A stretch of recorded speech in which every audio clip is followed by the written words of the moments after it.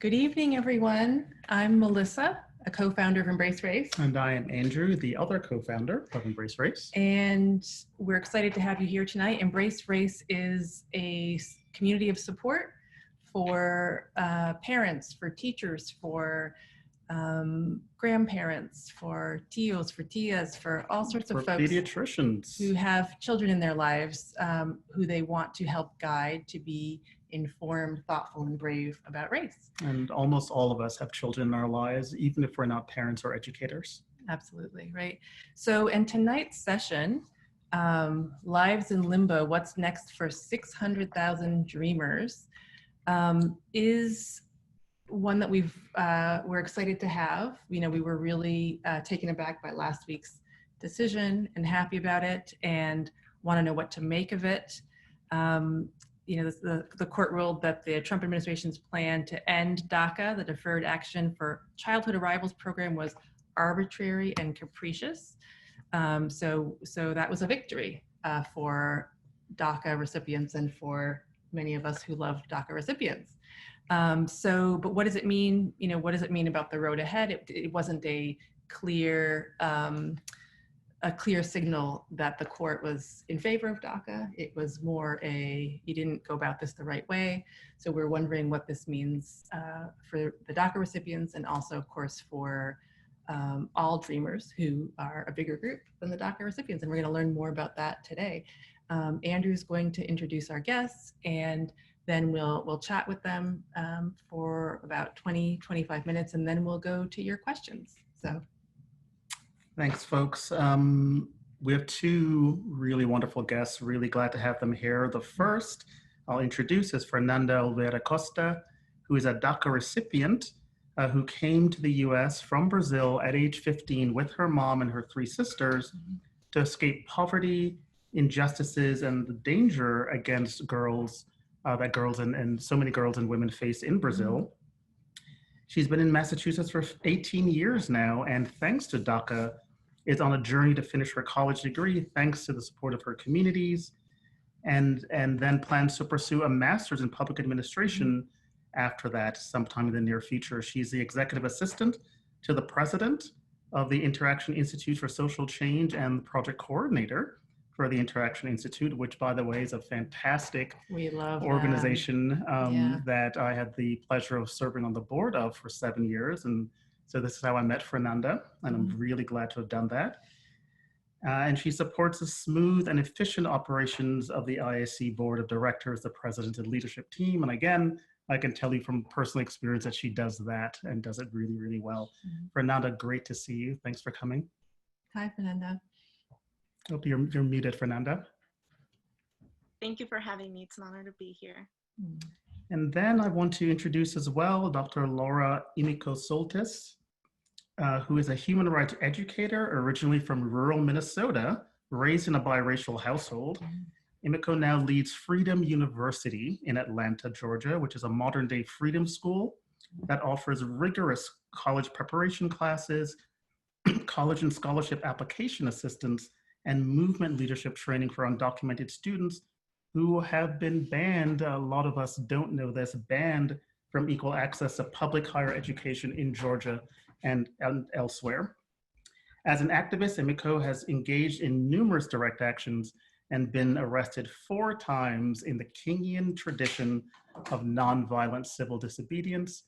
Emiko, it's great to have you here. Thanks so much for coming. Thank you for having me. And I do want to warn people, I have 3 dogs right next to me, so 3 dogs are duly warned. They're welcome too. And Emiko, let me start with you. There's so much ground to cover. We're gonna tell folks right away that, you know, as Melissa hinted, this is certainly the issue of undocumented immigration and undocumented immigrants and, you know, what kind of, whether and how we support that population or those populations, there's so many, is a huge issue, bigger than we can certainly engage in its totality here. But let me start, Emiko, with you for just, can you give us a quick backgrounder on what DACA is? I hope attending to the dog. What DACA is. Really quick. Yes, yeah, I'm happy to give a little bit of Dreamers too. And just a little bit about the Dreamers too, so we understand even where the term came from. Absolutely. So in my work, working at the only sanctuary school for undocumented immigrants in the world, we present all across the country about our work. And oftentimes in sharing, undocumented students sharing their stories and presenting on the issue of undocumented youth access to higher education, many people don't know the difference between DACA and the DREAM Act. And I'm happy to provide some context to that. So both are acronyms. DACA stands for Deferred Action for Childhood Arrivals, and it was a memorandum that was announced by the Obama administration on June 15th, 2012. And that date is significant because it's actually the 30th anniversary of the US Supreme Court decision Plyler v. Doe, which for educators is a really important decision because it says that all young people, regardless of their immigration status, have the right to free K-12 education, recognizing that education is a human right, recognizing that we all benefit when young people are educated and have a safe place to learn. And so in recognition and in honor of that 30th anniversary, DACA was announced. It's a memorandum, it is not legislation, and that's really important. And it was announced again on June 15th, 2012. And that day, when you talk to undocumented young people who were here and experienced that, it was a moment of celebration and immense relief because it does three really important things. One, it provides something called prosecutorial discretion, which means that if you're before an immigration judge, that judge should use discretion and refrain from deportation. So prosecutorial discretion. Two, it provides a temporary social security number. So that's someone can gain a work permit and work with authorization. And three, it also provides eligibility for a driver's license. We joke that it means that you also have to know how to parallel park, which many of our students don't know how to do. But a driver's license, more than allowing someone to drive and drive safely to work and often drive their families safely, it's also an important source of government ID. That allows many young people to do many different things beyond just driving, going to movie theaters with friends, using it to go to a club if they want to, etc. And so that ID was really, really important. But what many people don't understand is that DACA has very, very strict requirements.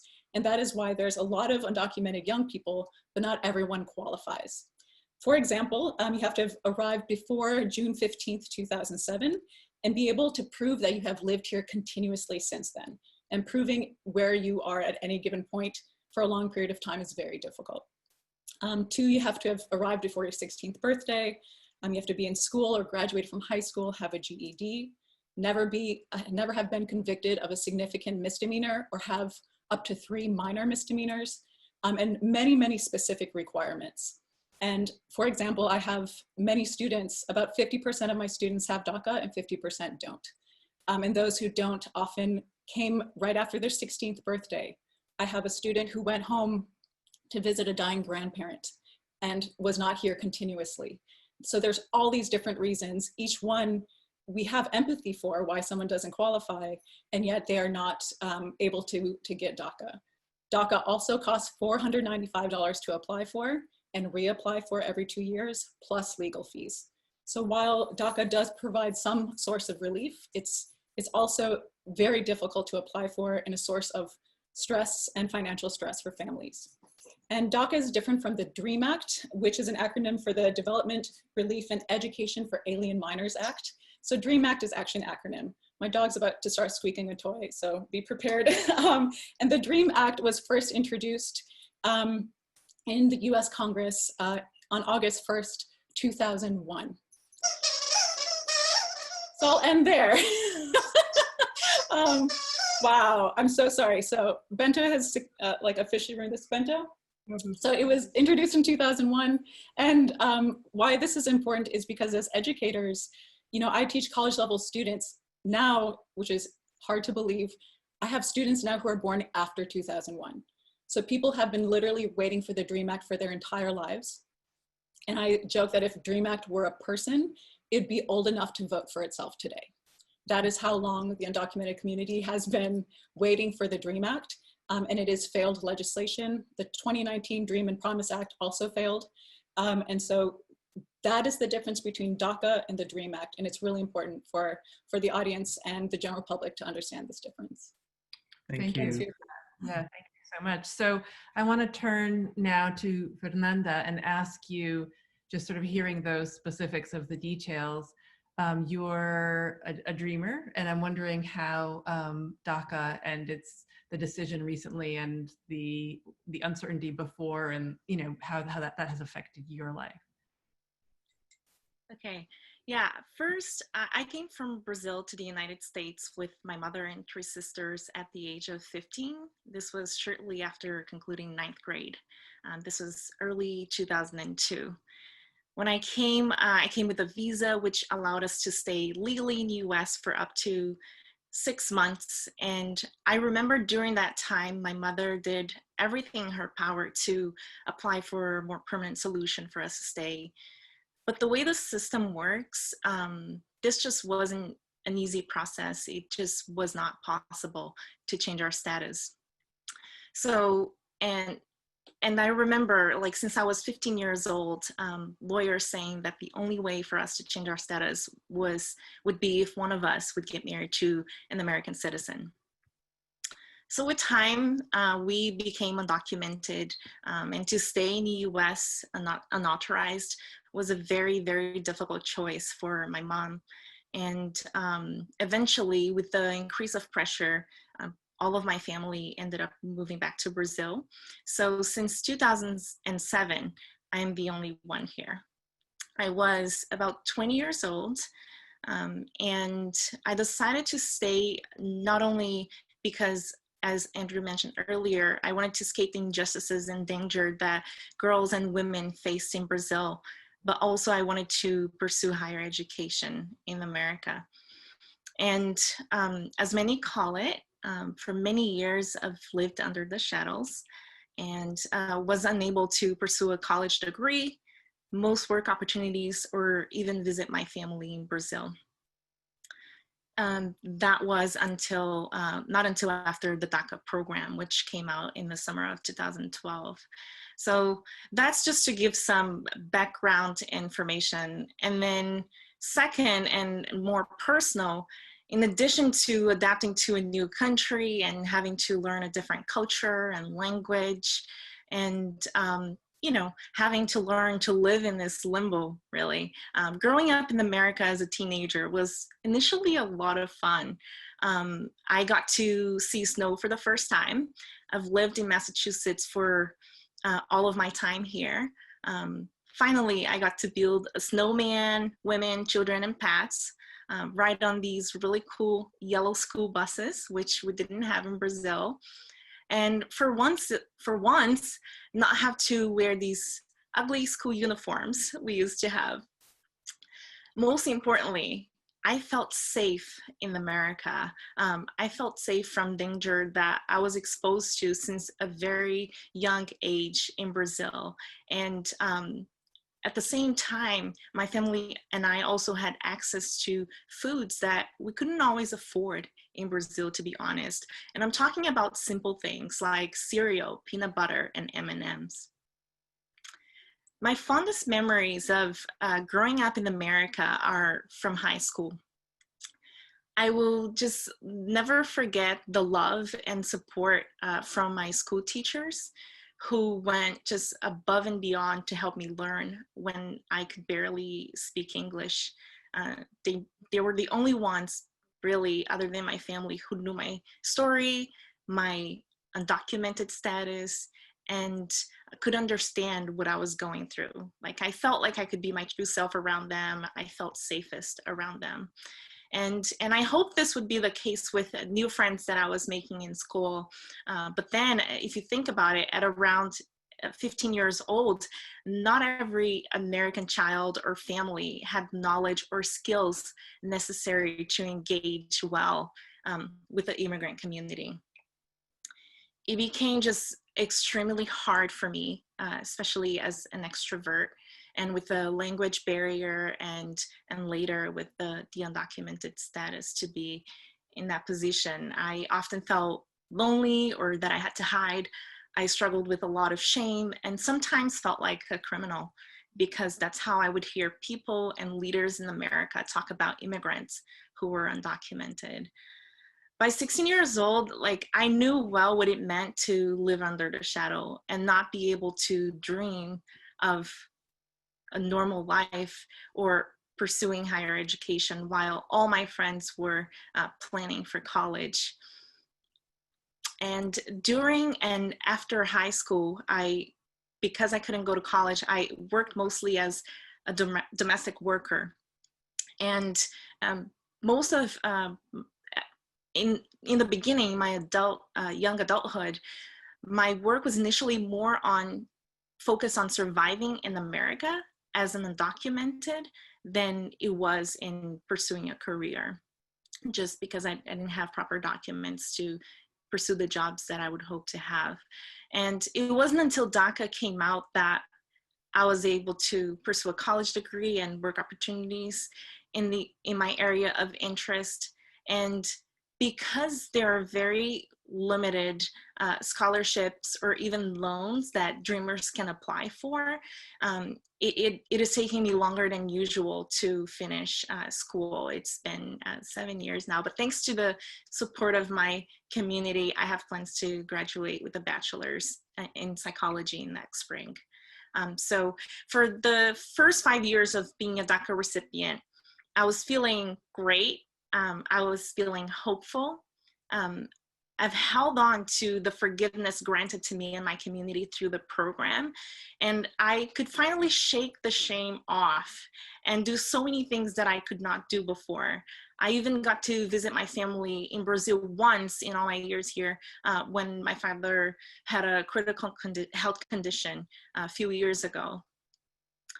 And then shortly after that, the new administration came in and not as welcoming to dreamers. And the program was resigned early September 2017. So this was during the first week of the fall semester. This was ground shaking. Like I heard the news, I remember I was in my school's hallway when I was on my way to class. It was devastating. I remember having anxiety attacks, and as I looked around, it felt like my whole world was twisted. It was hard to even walk. That whole week I experienced anxiety attacks during class and thinking about this new level of uncertainty that my community and I had to deal with. This decision to end the program meant that me and my community would have to leave the country when our DACA documents expired. In my case, that would have been December of that same year, just a few months away. The DACA program didn't just happen. That's something that we should always keep in mind. For decades, leaders around the country have fought really hard not to, not just to establish a solution for dreamers, but also to restore the program after it was resigned. And so through a few court battles, the program was partially restored in the last 3 years, with the exception of first-time applications and the advanced parole, which allowed us to travel under certain conditions. Before the decision from the Supreme Court, I've had to live in this swing scenario of like, is the program going to end or will the program continue? And it's just this back and forth, and it felt like my whole life was spending on this decision. And I didn't know if I could complete my degree or if I could adapt living in Brazil again after 18 years of living in America. And the struggle with fear and shame came knocking again.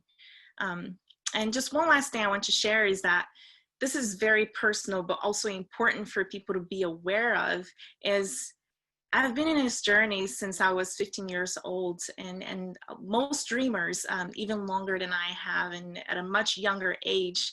And my personal experience is that in each romantic relationship I've been in, there hasn't been a time in which the integrity of my intentions for dating someone that has a permanent status hasn't been questioned by either the person I'm with, the family, or friends. So as much as I have loved America, its great values, its people, and my life here, it has all come at a really, really high cost. Fernanda, thank you. Wow. I mean, that's a lot. So just to be clear, what you're saying at the end there is that you have people you've dated or their families and or their families are wondering about your motives in dating them, right? If you're dating a US citizen, because, right, that would be a way for you to, yeah. So that's, so in every way, right? I mean, it touches every part of your life.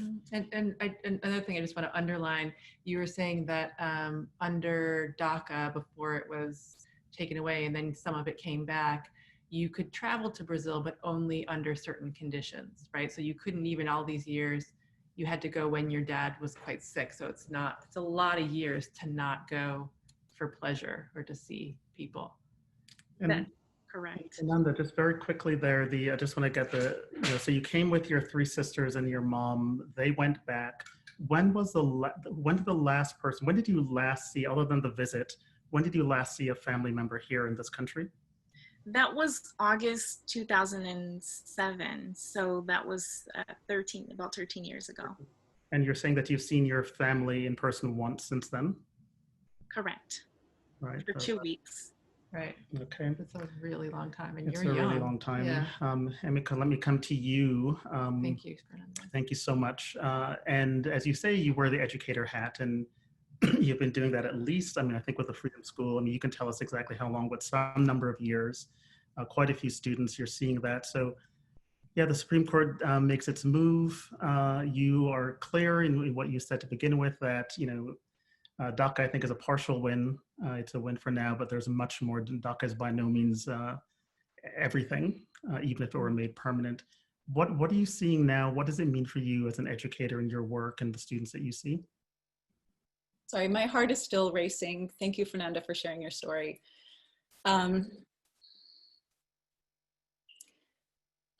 Just remembering what September 5th, 2017 felt like just brought up a lot. It was a few days before we started our fall semester at Freedom U, and it was really hard to welcome new students who always come in with their eyes wide open, not knowing what to expect in a room full of undocumented people for the first time, but to welcome them when they were in tears and uncertain of what this meant. So speaking as an educator, Thursday, I have to be honest, I was not expecting a positive result. I think there's a reason why there's a saying that there's very few optimists in the immigrant rights community. Feels like you take one step forward and get knocked back to every single win. And so, to be honest, we knew the Supreme Court decision was going to happen sometime in June. And so at Freedom U, we had 2 press releases ready. One that said Freedom University condemns Supreme Court decision. I hashed that one out, had all the quotes. And then there's another one that said, Supreme Court, I hadn't decided on a word, blank, Supreme Court decisions, had some bullet points. And I think that reflects a lot about what we were expecting. And so while we were relieved that it was a ruling that what the Trump administration had done in repealing DACA in September 2017 was wrong. It did not protect DACA per se. It was not the DREAM Act. It did not provide a pathway to citizenship. It basically said the Trump administration ended the program wrong, opening the door for them to do it right. And so it's not much of a relief. So what Thursday felt like was one day to breathe and getting back to work the next day. And so, yeah, Thursday was just like this one long exhale, and like having to, write that press release that I wasn't expecting to. But I do want to share that, I'm speaking as an educator, but I'm also speaking as a citizen today, and recognizing the arbitrariness of that status. I happen to be born on one side of a border. That's literally why I'm a US citizen. My mom is a Japanese immigrant and green card holder. And our lives aren't that different from undocumented people in terms of where we were born. We were all born somewhere, and we are citizens in the United States, oftentimes because we were born here.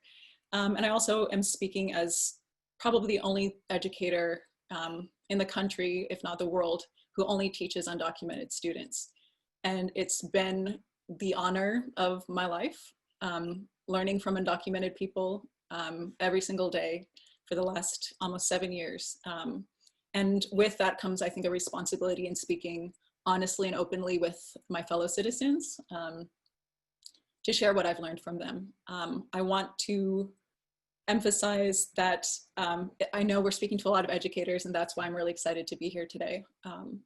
But that, Fernanda, listening to your story about just growing up, you said at first it was fun. I hear that a lot from my students, right? K-pop fans, people who love going to riding roller coasters, being normal kids. My students are incredibly diverse in their experiences and in terms of the countries and where they're born. I would say 3/4 are from Mexico, but we have students from Central and South America, Afro-Caribbean students, students from Mali, Kenya, Nigeria, South Korea.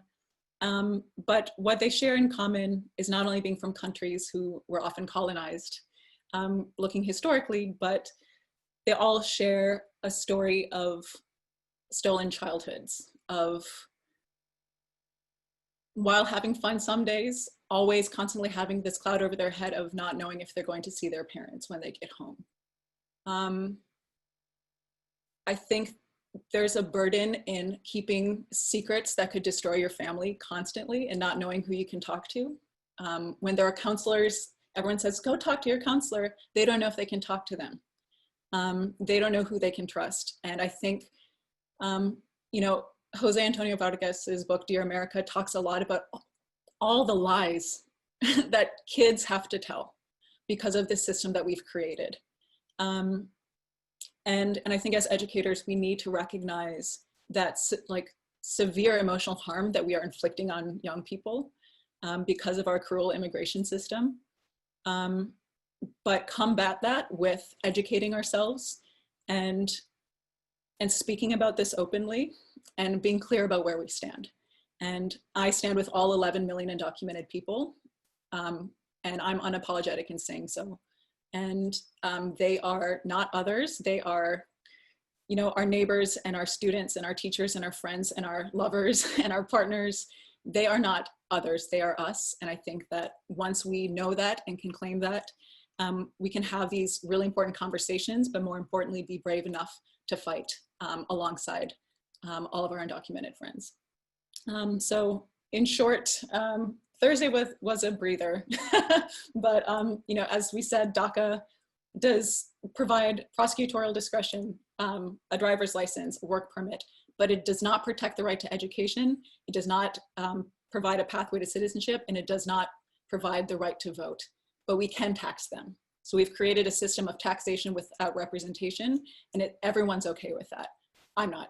And I hope people listening recognize that the founding of this country on that same ideal, we're breaking it when it comes to 11 million undocumented people. Well, Emiko, we were talking about this a couple days ago or yesterday about just that reality of DACA not giving people the right to vote, not giving, you know, a path to citizenship, and comparing that to Jim Crow and how racialized that is. Can you say more about that? Sure. So I'm speaking from Atlanta. I've lived in the South now for exactly half my life, and for 18 years, so I'm giving it away. And so I'm familiar with what it means to live in the South and to be in community with people of color and Black people. And it's really important to recognize that it's racialized because when we think of undocumented in the US imagination, we have a certain person in mind, right? And that is a reason. And it is part of this post-racial society that has been created under the guise of criminalizing people of color, whether that be through the war on drugs or through the criminalization of immigration. But we have criminalized people of color and then discriminated based on that criminal status. What many people don't realize is that the US civil rights movement and the Black freedom movement and the history of immigration intertwine and share experiences of oppression in many different but similar ways. And what I mean by that is 1964, 1965, with the passage of the Civil Rights Act and the Voting Rights Act, that same year, the Bracero program was ended. And that was a program in which the United States had 4 million contracts of farm workers from Mexico. From 1942, it was a special wartime measure that ended in 1965. And in 1965 was the first time migration and immigration from Latin America was criminalized. This is very, very recent history. We go back to 1924 in the Johnson-Reed Act, when immigration was based on race. Immigration is a racialized system. When we actually had quotas for immigrants from each continent. Europeans were welcomed based on proportions of people who were present in the 1890 census. People from Latin America, they did not have a cap because the United States wanted to keep a cheap supply of labor. African countries were limited to 100 people from Africa every year, and people from Asia were capped at 100 per country, except for Asians were excluded because of the Asiatic Barred Zone Act of 1917. So we have deeply in this country's history, race and immigration are tied into our laws, and that the modern creation of modern illegal immigration was 1965. And that is important because when we're talking about civil rights victories and immigration, oftentimes when we look at powerful actors and interests, right as Black people were gaining freedoms and rights recognized in this country, the United States government was recreating a new exploitable labor force. So the migration patterns from Mexico hadn't changed over hundreds of years, but now is criminalized. And that is important because when we look at what DACA has done, it was an important program, but what it has done, looking at a historical perspective, it has created a population of young people of color, undocumented young people, and those who have DACA are overwhelmingly people of color. We have given them the right to drive to their low-wage jobs, but be denied access to education and the right to vote. Some of the most important means of exercising power in this country. And it is not a coincidence that the universities in Georgia that banned Black students in 1960 also ban undocumented students today. The University of Georgia, Georgia Tech, Georgia College and State University. Since 2010, undocumented students are barred from applying and being admitted to the universities, and it is illegal for undocumented students to sit next to their citizen peers. And we need to recognize that it is not, the Black Lives Matter movement against immigrant rights struggle. They are deeply interconnected, and when we're fighting for racial justice, we're also fighting for immigrants. And when we're fighting for low-wage workers and a say in decisions that impact our lives, we're also talking about immigrant rights and affirming that Black Lives Matter. And I think that this is a wonderful time in our nation's history. Even though it's painful, the veil is being lifted. And it's painful because people are now seeing in real time the degree in which racism and xenophobia and many types of hate really do intersect and is ingrained into our laws. Fantastic information, Emiko, Yeah, can I get an amen? And a really wonderful analysis. Fernanda, I want to come to you. We're going to go to audience questions. We have many, many. But, I think at the beginning of this, you mentioned, so of course we know your mom, your sisters, your separation from them. I think you said that your mom might actually be watching or certainly will be able to watch, which is amazing and lovely. And I wonder if you could say a word, of course, feel free not to, but I wonder if you'd say a word about what is the experience for her of watching her daughter, her third of 4 daughters, not just watching you here now, hopefully, but all these years, right? It's a remarkable part of your story that you've been on your own here physically from your family. I'm sure they're aware of what's going on, of the politics of it, of the path, we have yet to go and the path you have yet to go. And I want to say, right, to be clear to folks, not only you're a DACA recipient, you've suggested this, you're an activist, you're very much I know you to be very much a social justice worker on a range of issues. You volunteer on any number of things. What do you think that's like for your family, for your mom? They're very engaged. We talk regularly. They're very supportive. Of course, it's not ideal. It's not ideal that we don't get to see each other as often. I've been missing weddings. I've been missing birthdays and all my nieces and nephew being born.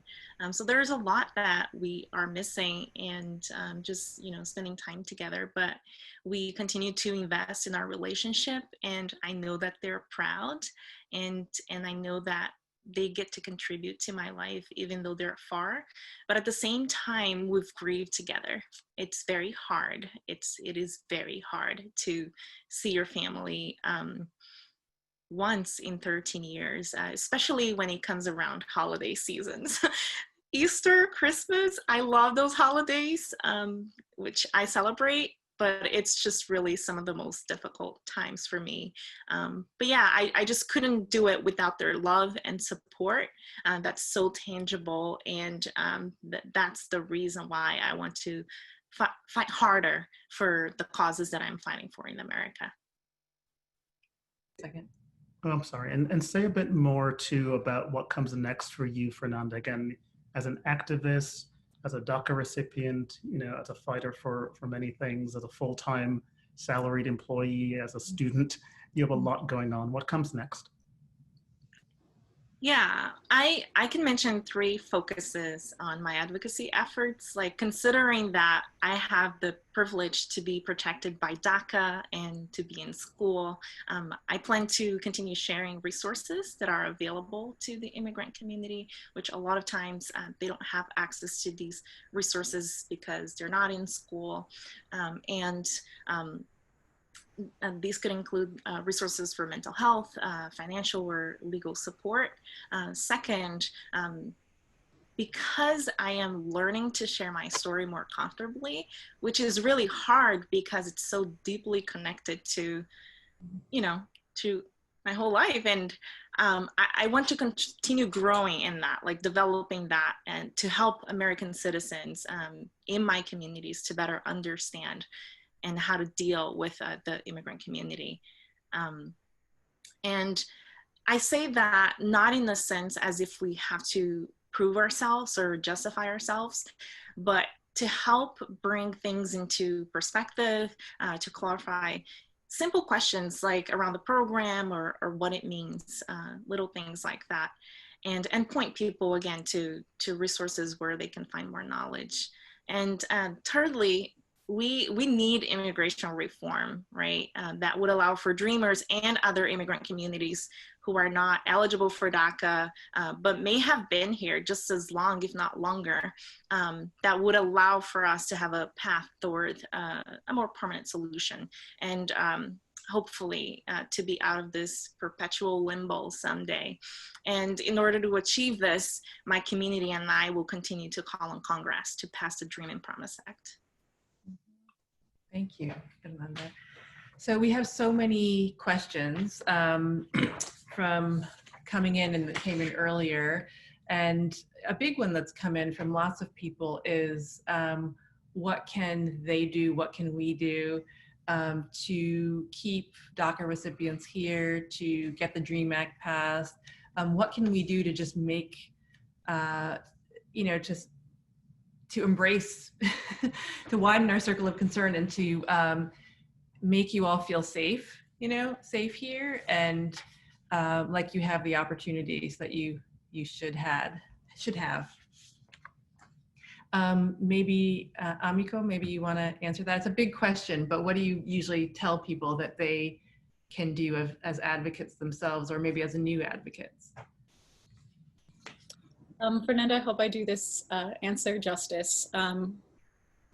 But I hear from my undocumented students daily. I hold myself accountable to them. So I'll just try and share some things that I've heard from them that were not helpful going through the K-12 public school system, or things that were, and maybe some points of what we try and do at Freedom University to make sure students feel safe and affirmed. I would say to any educator, K-12 educator, that it's okay to feel overwhelmed by all of this information, especially if this might be new information, and that's okay. There's a lot of injustices in this world, and we need you for the long haul. So breathe, start educating yourself. But one of the most important things, and it might be different during COVID, but I do recommend that teachers put some sign, whether it's a butterfly or a poster or something that signals to undocumented students who might be, quote, in the shadows or not out, to know that there is someone that they can talk to or trust. And that's really important. I would say make sure that you kind of have an open door policy in case someone does want to open up to you. And you don't need to know all the answers.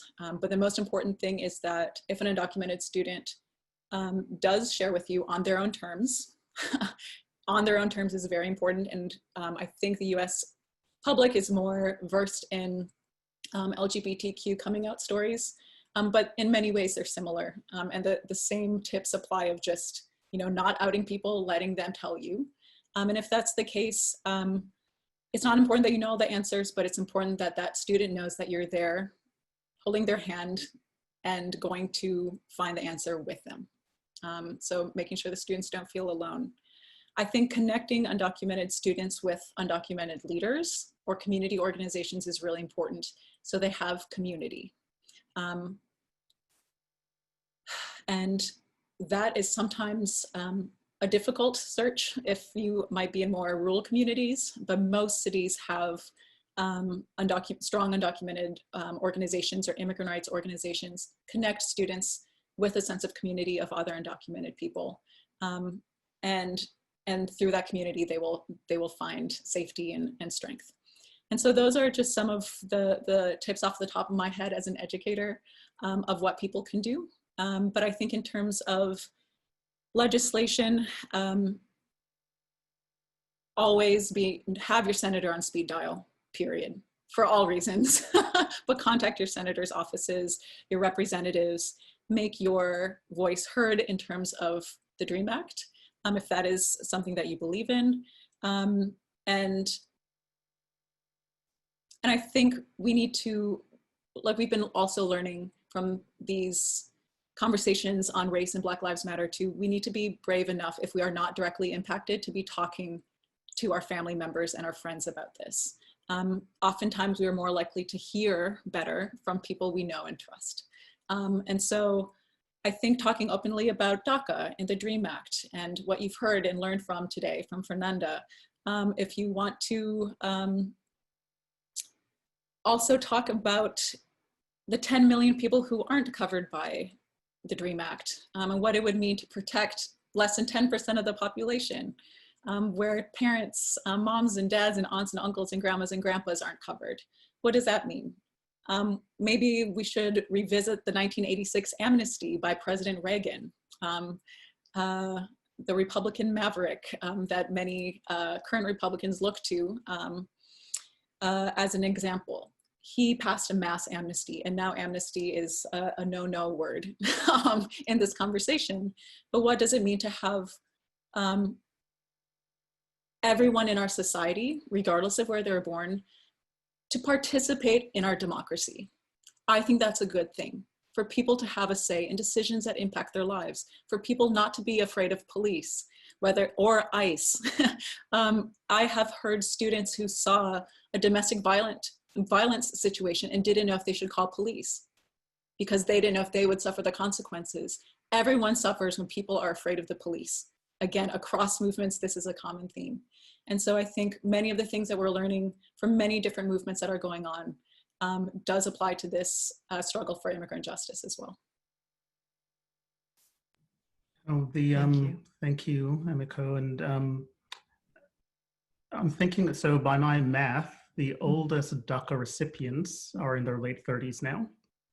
So, we have a number of questions about the children of DACA recipients. And of course, as you've both said so well, we can go well beyond them, right? Sort of who's a DACA recipient is a little bit arbitrary for a whole range of reasons, many of which you've touched on. But I wonder if we could say, and it's a very broad question, but Emiko, I'm thinking about the students that you've had, some of whom will have been parents, no doubt, and many of their children, the vast majority, I imagine, are born in this country. They're US citizens, birthright citizenship, as they say. We know that that's been threatened. President Trump has threatened, or sought to threaten birthright citizenship.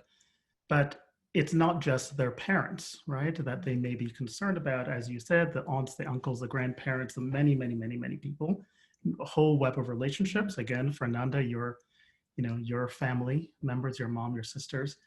But I'll start with you first, Fernanda. Just again, it's a very broad question. We have a whole bunch around the children in particular who are young, right? If the DACA recipients are in their late 30s at oldest, then you're talking about quite young children who are their children. But can you say, what would you like, insofar as you feel free to offer some ideas here, what would you like folks to know who are asking, wondering about the children of DACA recipients? Yeah, just to add to what Emiko was saying, and considering that most of the audience here are educators and caregivers, I would invite people to consider prioritizing the health and well-being of our immigrant community. And this I say by being a DACA beneficiary myself and also as a psychology student. But it's really important to hold the value and importance of learning with us, to deepen the sensibility, learning, and transformation. And as undocumented immigrants, we've had experiences that deeply impact our sense of safety, connection, or significance. And the symptoms of these experiences include lack of trust, sense of shame and guilt, need to protect, prove, or even dissociate. And they have the tendency to last even after DACA and possibly even after the Dream and Promise Act and permanent residency and citizenship come by. So I would invite people to be sensitive of that, and also to cultivate resilience building, community integration by supporting our sense of wholeness, possibility, the ability to sustain pressures, and also to expand understanding and short and long-term impact of trauma in the mind, body, emotions, relationships, particularly if you're working with younger children, and help create a sense of safety and belonging. Because a lot of times I remember my experience that where I felt the safest or where I felt like I belonged the most was in school, because outside of that, I had to avoid being in relationship with American friends because I couldn't talk about my status, and also because of the language barrier. But yeah, like try to understand the sense of shame and rejection that can be interconnected with our background, but also see us not as the problem, right, in schools and work environments, or as the broken ones, but as treasures, right? Like I believe that like what we've been through, like we are a part of what makes this country great. Our hard work, our endurance, our resilience for never giving up, our love, despite of the oppression we've been through. And even especially during this pandemic, as people are seeking shelter, safety, hand sanitizers or toilet paper, let that be a reminder that we're humans just like everybody else who desire safety, security, peace, and well-being. And just as there is, I know, a measurable, I do not want to underscore this, there's a measurable amount of love flowing towards me and my community, but there are also constant accusatory and rejective messaging, which we're exposed to on a daily basis through television, social media, or even people in our communities. So we hear statements like, deport these illegal aliens who are taking American jobs from American citizens. And this while we're also helping create jobs for Americans. And then just a clarification on this term, which I find very dehumanizing. There's no such a thing as an illegal human. There are illegal actions. And so I would refrain from using that term, and would ask people to reconsider if you ever hear this term. especially around children.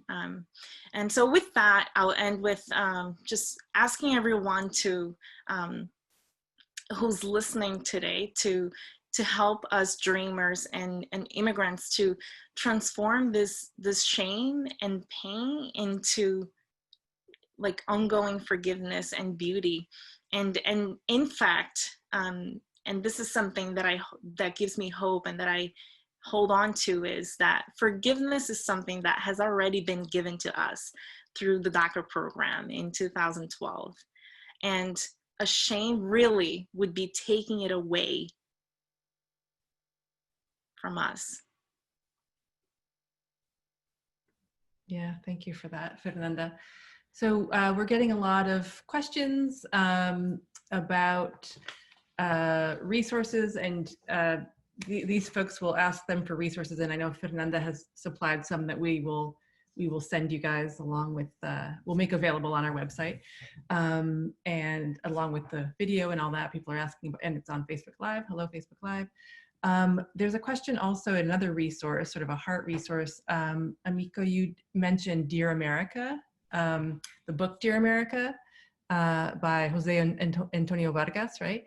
Are there other books, and maybe Fernanda, you have some too, that could help people sort of understand the situation of undocumented immigrants in this country who are early in their trajectory of learning and trying to explain to family members, friends? Either of you, if you have a, yeah, maybe Fernanda, do you have a book, or either?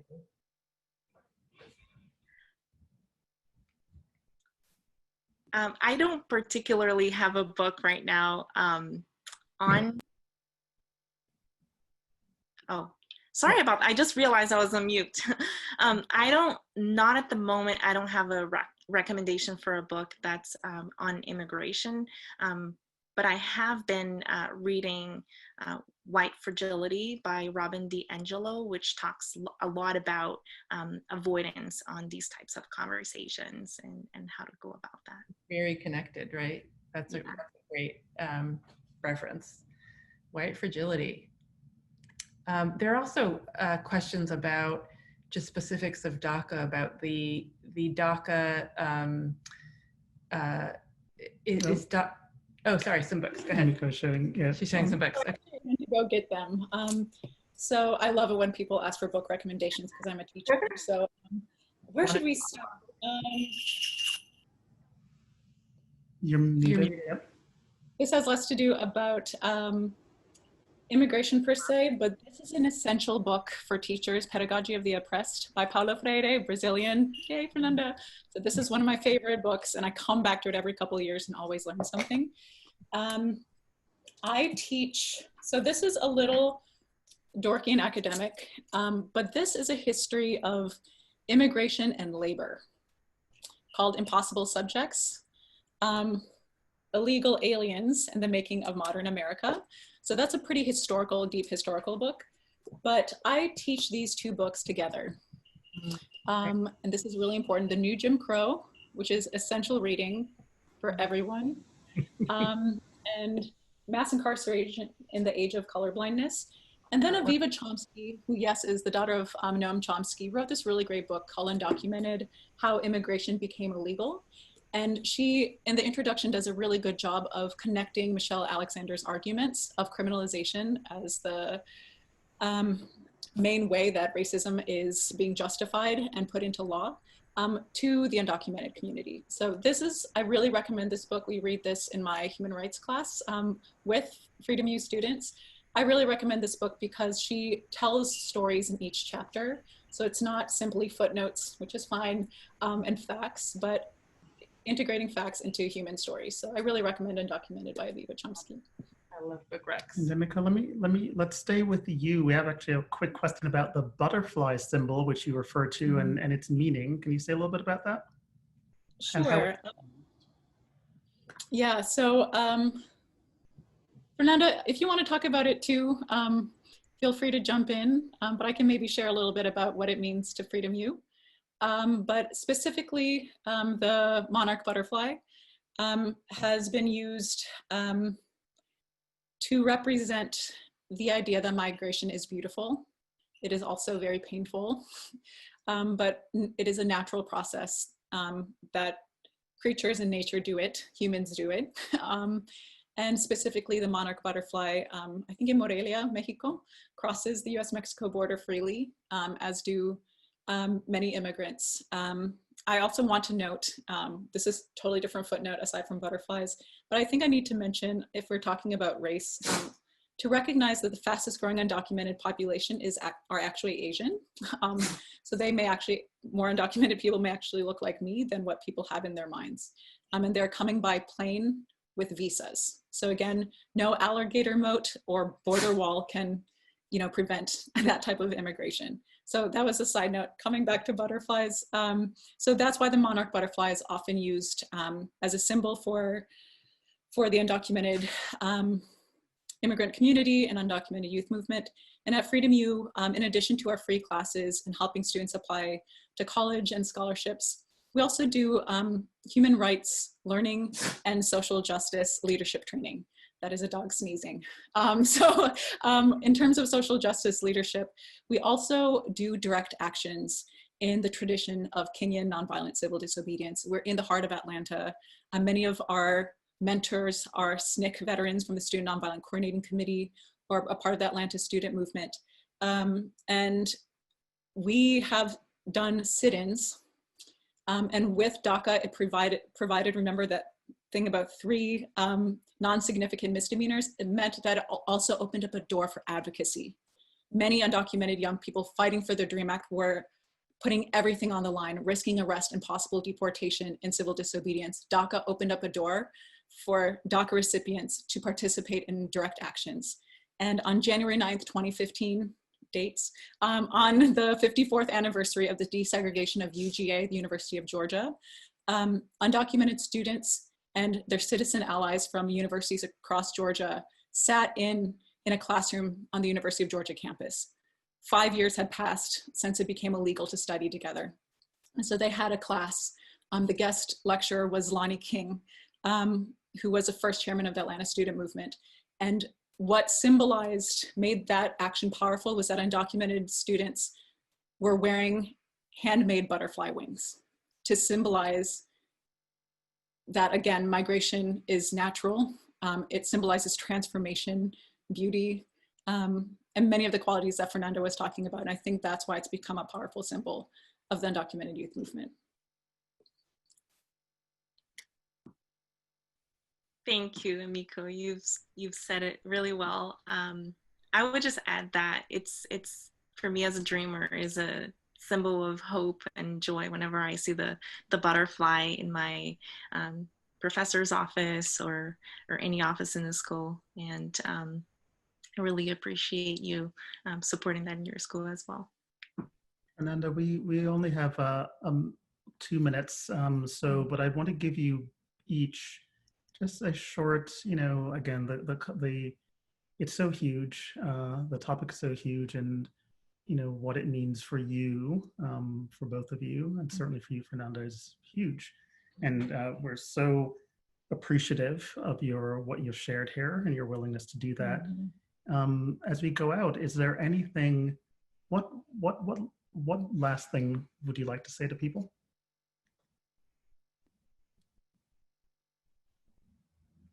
And we can come back. Yeah. We can come back or not. You want to go first, Emiko? Yeah, I'm actually going to read something, which is kind of a mantra we developed at Freedom U, getting ready for this decision. But if if undocumented young people are watching this, trying to get more information, or if you are a citizen or an educator and want to share this, it is on Freedom U's Instagram, which is our acronym, which is FU Georgia. So it's FU_Georgia is our Instagram name. So you can find it there too. But it's a reminder, it's kind of a mantra for our students. To undocumented young people who may feel scared and alone, remember this. 1, a government does not define your humanity. 2, you have inalienable human rights, regardless of where you were born. 3, Citizenship is about participating in the life of your community. It is not about papers. 4, no human being can ever be illegal, especially on stolen land. And 5, the global movement for migrant justice will continue no matter what, and we need your voice. So that is what I'll end with. And Fernanda, feel free to give some closing thoughts. Thank you, Emiko. That was really beautiful. And thank you, Andrew and Melissa. It's still all so fresh to me, and I'm still processing it all. But what comes to mind, and I'll be brief on this, is that the love and the hard work of all who have fought really hard has paid off, and this victory is ours. And I can tangibly feel the love and justice have spoken louder than the hate and the lack of understanding that's around us. And I am deeply grateful that America is keeping its promise to dreamers. And I really hope that we're able to come forward with a more permanent solution. And keeping this program means that I and my community can plan our lives farther than the expiration of our DACA documents, right? And it means that we can continue to work legally, complete our college education, or even pursue graduate school. It means that we don't have to worry about saying goodbye to friends and communities that we've loved and who have loved us for several years. And it means that we also get to see our families again in case there is an emergency whenever the advanced parole is back. And most importantly, it means that people now, more than ever, I feel like understand that dreamers belong here. We are what makes America great. And I'm just really grateful for all the support for this good news, and I have more hope for the future.